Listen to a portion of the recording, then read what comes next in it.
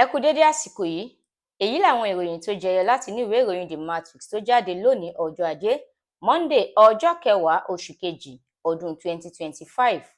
Ẹniọlá Sálíù lorúkọ mi.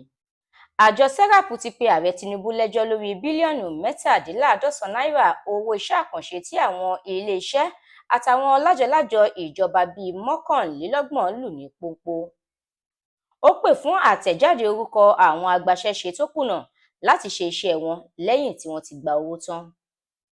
Ó ní wọ́n ti fi ẹ̀tọ́ àwọn ọmọ Nàìjíríà tí kò rí ọwọ́ orí dùn wọ́n. Ìjọba àpapọ̀ ti bẹ̀rẹ̀ sí ní ṣe ìwádìí àwọn òṣìṣẹ́ àìfojúrí. Ó kéde ọjọ́ 17 oṣù kejì tá a wà yìí gẹ́gẹ́ bí ọjọ́ tí iṣẹ́ ìwádìí náà yóò parí. Ààrẹ Tinubu, Sanwó-Olú àtàwọn míì ṣe ìrántí Herbert Wigwe lẹ́yìn ọdún kan tó ti jáde láyé.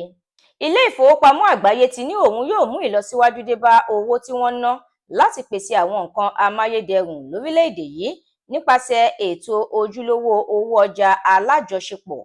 Kingsley Igwe ti sọ̀rọ̀ ó ní ààrẹ Tinubu ti ń gbé àwọn ìgbésẹ̀ láti mú àyípadà bá ẹ̀ka ètò ọrọ̀ ajé lórílẹ̀-èdè yìí.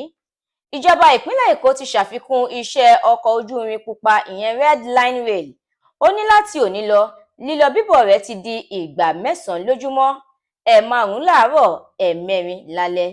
Èèkàn tó tún ṣe takuntakun lórí ìdásílẹ̀ orílẹ̀-èdè Namibia, ìyẹn Sam Nujoma ti jáde láyé lẹ́ni ọdún 95. Ilé-iṣẹ́ ààrẹ ti ṣàlàyé bí àjọ NEFOND ṣe wá ojútùú sí bí àwọn akẹ́kọ̀ọ́ ṣe ń fi ilé ẹ̀kọ́ sílẹ̀ láì kẹ́kọ̀ọ́ tán. Ìròyìn eré ìdárayá.